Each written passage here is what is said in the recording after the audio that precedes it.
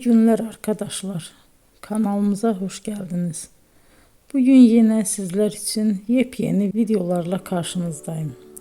İki başarılı oyuncularımız Elçin Sangu ve Barış Ardus'tan güzel paylaşımlarını sizler için hazırladık.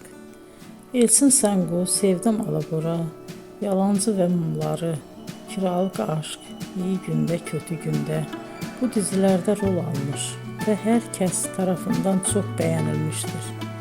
Biz de Elçin Sangu ve Barış Ardus'tan en güzel sempatik fotolarını sizler için hazırladık.